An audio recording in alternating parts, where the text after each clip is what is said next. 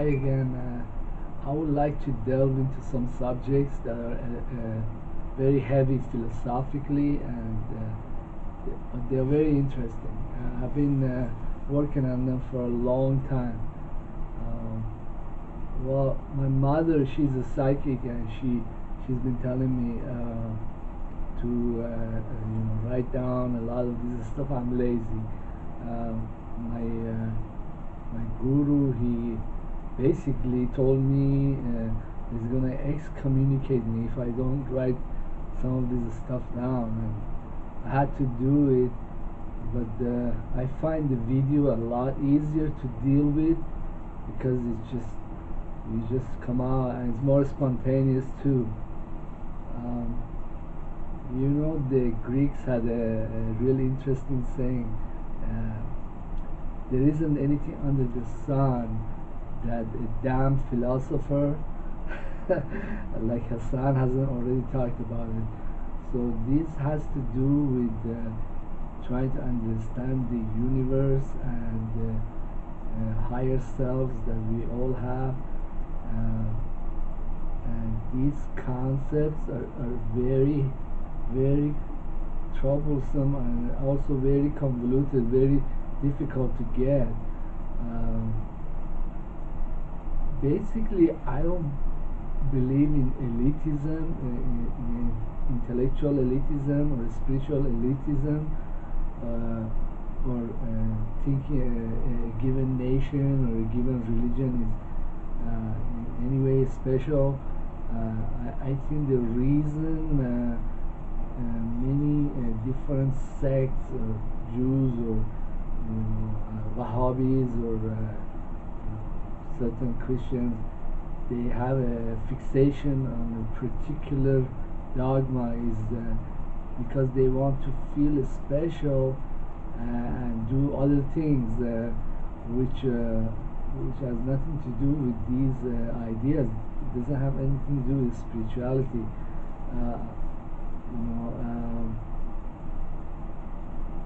Those things, they only cause troubles, and when you want to look at these philosophical ideas and study them, they are a hindrance. You just constantly have to stop and think what's legitimate, what isn't, what should I believe in, what should I not believe in, do I need permission from this guy or that guy?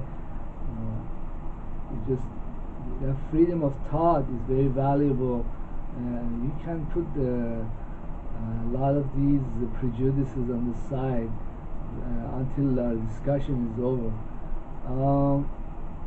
The other thing is that I'm not beholden to a certain tradition, even though I'm Muslim. I deeply admire Islam and Islamic philosophy and Sufism. My reference point is there. But I have studied Bible, and I studied quantum mechanics and a lot of other ideas, physics, and some other psychology or self-fulfillment ideologies. And what I want to do myself, I've had a lot of very nice and beautiful spiritual experiences, and I want to put them, or juxtaposition them, okay, with many, many examples from Islamic history and philosophy and Christianity, and some from modern quantum physics and other traditions. And I want to show that, first of all, my experiences were real and legitimate, and they're true, and I'm not walking away from my religion. I'm not creating something new, as the Arabs call it, bid'ah. Like you're an infidel, you're created the bid'ah. That's not true. There is a lot of precedence for these experiences, and they are very well grounded in Sufi, Islamic history, and philosophy. So I do not want or wish to give up this heritage. It's a very rich heritage. I draw from that to explain and present my ideas. And well, I want to start with the scientific look at things, and then go from there. Okay. What I think that the universe is, I think the universe is an intelligent quantum computer, okay, and it has created these beings, human beings, other creatures, because it wants to experience itself, okay. So the Sufi master said that the world is like this screen, the cinema, and what happens, the reality happens inside the projector, but we see the manifestations of that reality, that greater reality, in this screen. So there's a lot of stories about this process. In the Christianity, Jesus talks about the Father and the Holy Ghost, as if even on the cross he appeals to the Father, to the higher self. He sees himself as a projection of this higher being. Okay, in the cave where Prophet Muhammad was receiving Quran, he see the angel Gabriel. He doesn't come out and say specifically, this is my higher self, But at another part of Quran, he was called Miraj, the ascent of the Prophet, and he asked this angel to take me to God, and the angel takes him to a certain part of the way, and then says, I can't go any further along. It does show that Prophet Muhammad see himself connected to this higher self, to God, and to this angel.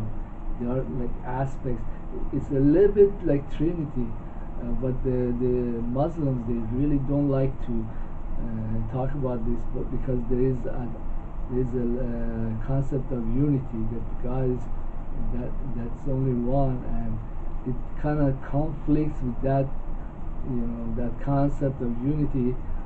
But we Muslims, we really hide the concept of Trinity and multiplicity of higher selves very nicely. We just brush it somewhere in a philosophical corner, but it does exist in a form in Islam, and my conception is that this higher self, no matter what you might call it, or her or him, or you might call him Narcissus' image, or projection onto the screen, this higher self is the real thing, or the beginnings of the real thing. It's like you're looking back into the projector, and you're seeing the outline of what is actually happening. You can go even deeper into the projector. Well,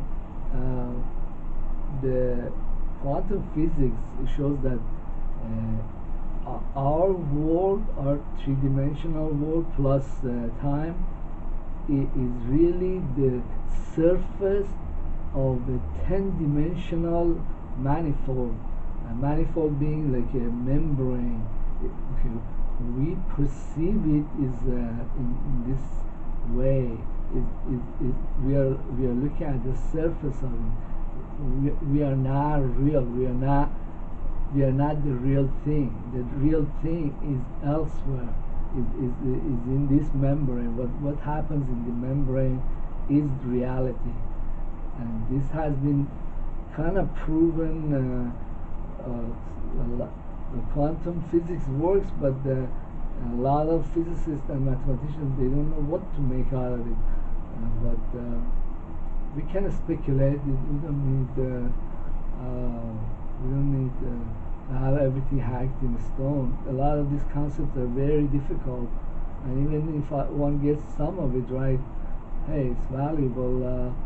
And in the Sufi tradition, the Sufis represent God as or divine love in the stories as a story between two lovers.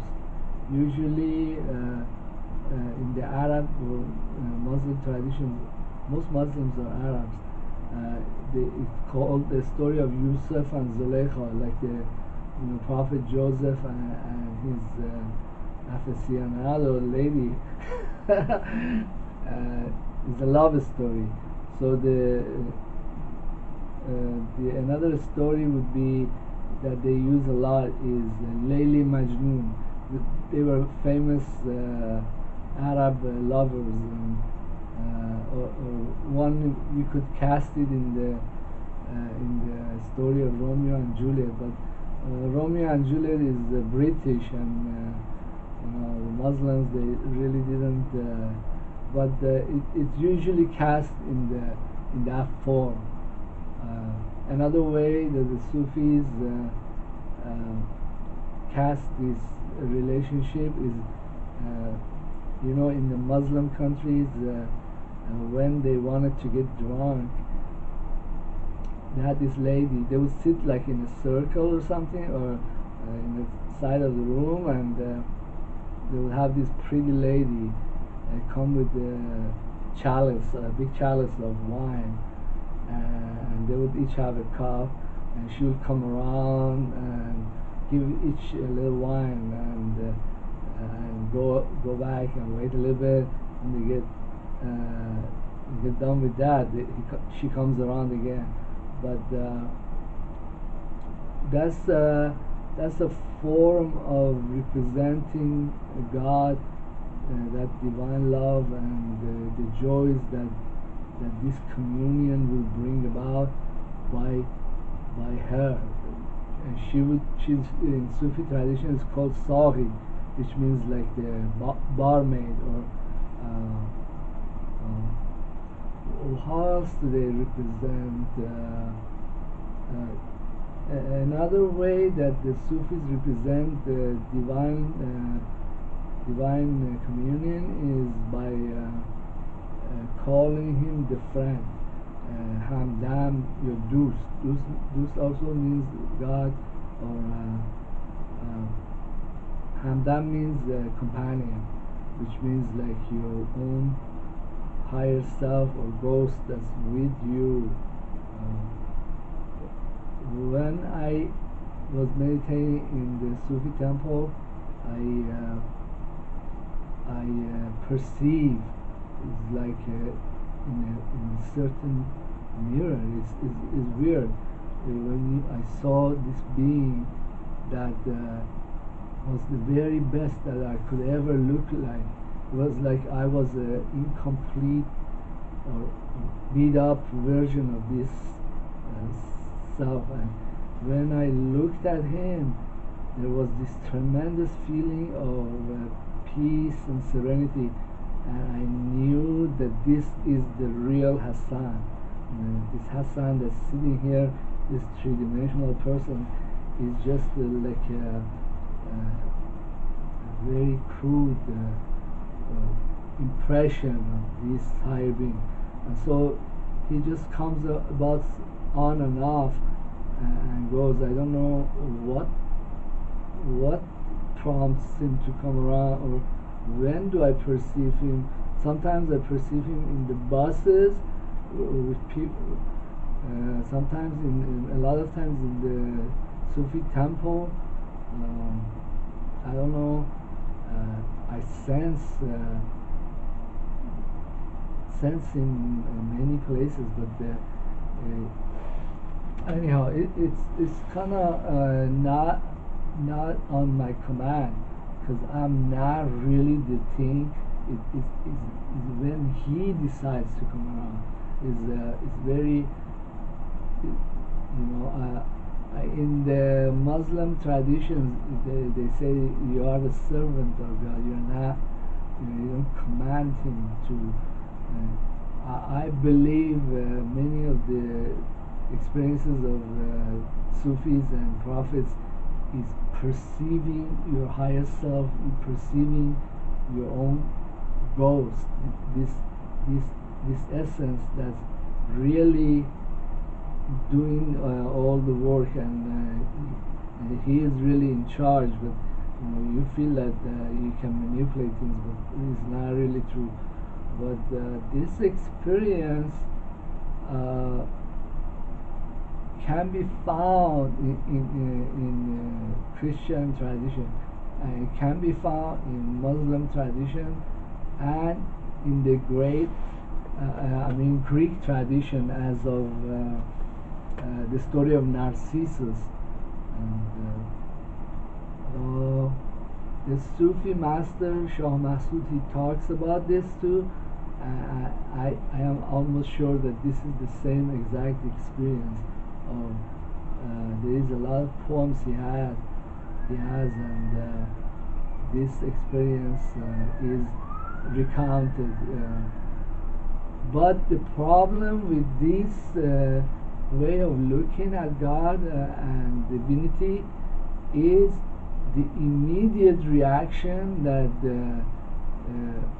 Muslims or Christians or anybody would have. I mean, at the time the Prophet Muhammad was meditating in the cave, and after his first encounter, many people would call him possessed. You're possessed by a genie, and you're gone crazy.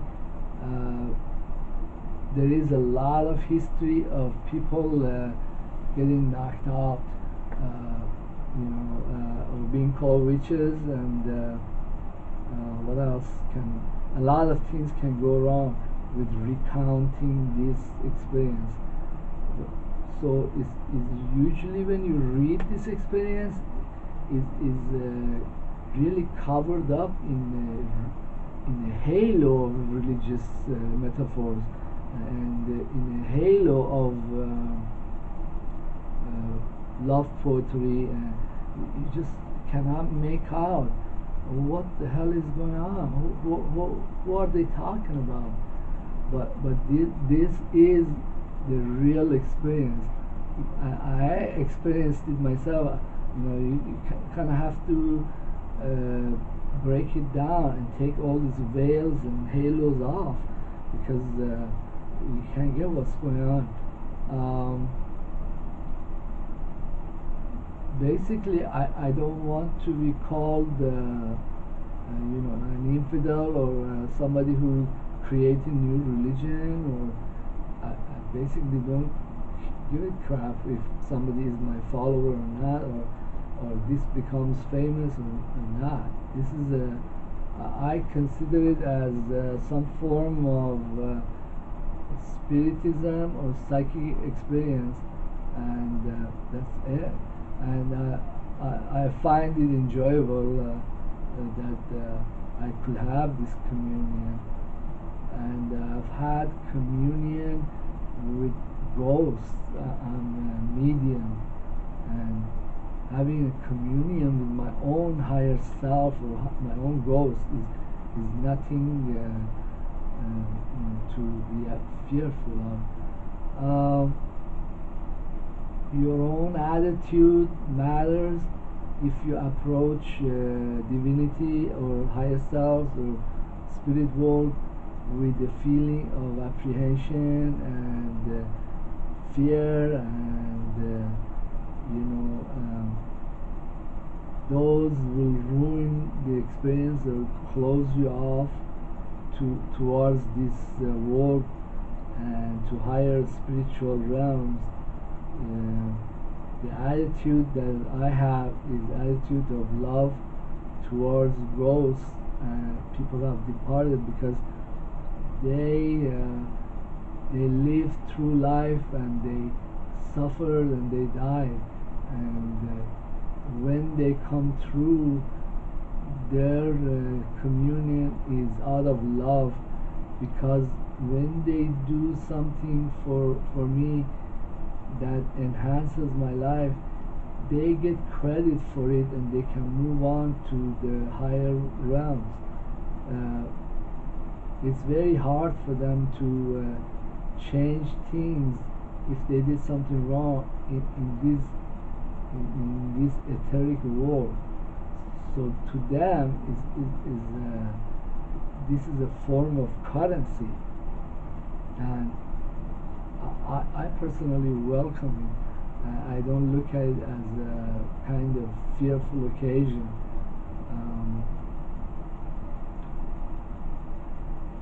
There is a lot of history, a lot of different experiences that many people have written it down, and it just it runs in so much of Western mythology.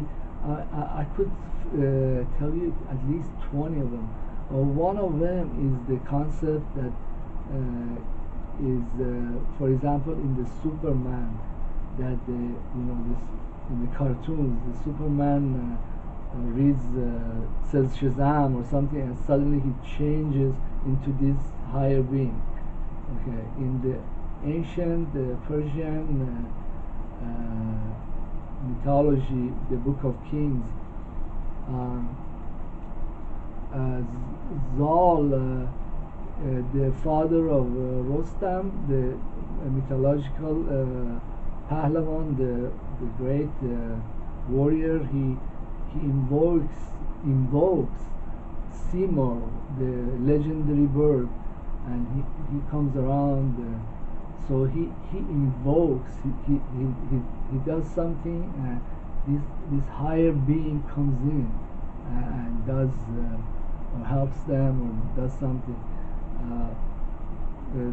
The concepts behind superheroes and heroes, or what was the other one? Captain America is the same. The whole thing smells of higher beings.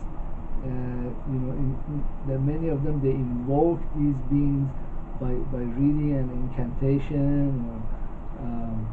I think it's the other way around, when God remembers you and He comes around, because we are a projection. We are not able to invoke Him, or maybe we remember Him and He'll remember us, but I think the volition is over there, but rather than here. But or maybe they got it backward. But these experiences are very valuable, and they are the basis for Sufism, and also the basis for other religions. The only other thing that I could add to this is that these experiences can be arrived at only through solitude. Like if you let a lot of stuff go by and focus on yourself, on your own heart, you actually collecting a lot of your own energies and directing it inside. Okay, it's like you're listening to a radio, and you're going to a region that has a lot of statics, all kinds of stations are there, but you finally fine tune, and you only want to pick up one frequency, and that's your own frequency. Okay, each ghost has its own frequency and its own so when you want to meet your higher self, you want to even momentarily get rid of other frequencies and just focus on that one particular, which is your own self. This is not very hard to do. This is easy, and once you do that and you experience yourself, this experience is the same experience as the universe experiencing itself. You basically you become this universal consciousness, and then you within that consciousness there is all kinds of other consciousnesses. You can use this process to then focus on say you want to know where somebody is, or use it as for remote viewing, or use it to find an object that's lost, or so on. I mean,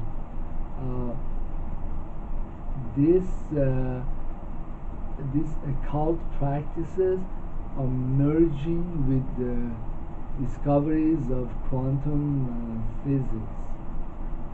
Alright, this discussion is very heavy. I don't want to drag this on anymore. I will go into other aspects later on. Okay? Yeah, have a nice